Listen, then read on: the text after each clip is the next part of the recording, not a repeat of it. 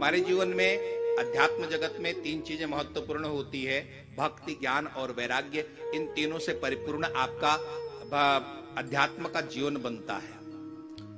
ये तीनों परिपूर्ण आपके जीवन में है तो आपका अध्यात्म का जीवन परिपूर्ण है, और यदि ये तीनों चीजें नहीं है तो फिर आपका अध्यात्म का जीवन नहीं है। जिस तरह से हलवा बनता है, उसमें शक्कर होती है, उसमें घी होता है, उसमें रवा होता है, ठीक उसी तरह से अध्यात्म रूपी उस हलवे में भी भक्ति की शक्कर है, वैराग्य का वह रवा है और ज्ञान का वो घी है।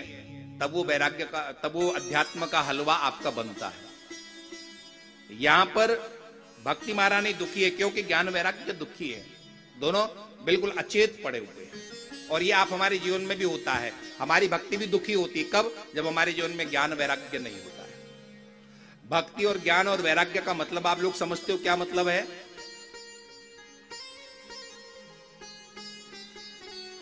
भक्ति का मतलब होता है अपने इष्ट के प्रति परम प्रेम, ये भक्ति है। और ज्ञान क्या है? उस इष्ट की जानकारी, परिपूर्ण जानकारी, वो हमारा इष्ट कैसा, उस इष्ट की परिपूर्ण जानकारी, ये ज्ञान है। और वैराग्य क्या है? वैराग्य है संसार से थोड़ा थोड़ा हमारा डिटैचमेंट भी होता चला जाए। जो बहुत ज्यादा अटैचमेंट है वो थोड़ा सा हम उससे परे होते भी चले जाएं, इसका नाम वैराग्य है।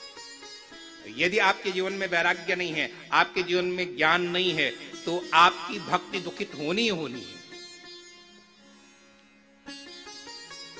बाबा तुलसी ने राम जी को ज्ञान कहा है, लक्ष्मण जी को वैराग्य कहा है और सीता को भक्ति कहा है।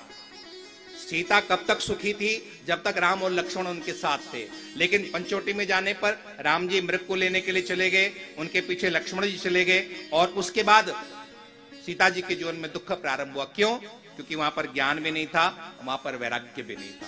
हमारी भक्ति तब दुखी होती है जब हमारे जीवन में ज्ञान और वैराग्य दोनों नहीं होते हैं। तो यदि हम अपनी भक्ति को परिपुष्ट रखना चाहते हैं तो हमारे जीवन में ज्ञान भी होना चाहिए और क्या होना चाहिए? वैराग्य भी होना चाहिए। वैराग्य का ये मतलब नहीं कि सब कुछ छोड़ करके यहां से जाना है, इसका नाम वैराग्य नहीं है।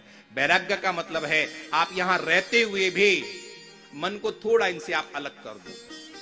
रहना तो यहीं पर है, आप जहां पर भी जाओगे, आप वृंदावन में जाओगे, आपको वहां पर भी मकान में रहना है, वहां पर भी आपको भोजन चाहिए, वहां पर भी आपको प्राणवायु चाहिए, वहां पर भी आपको जल चाहिए। सब कुछ जो आपको यहां चाहिए वो वृंदावन में भी आपको चाहिए।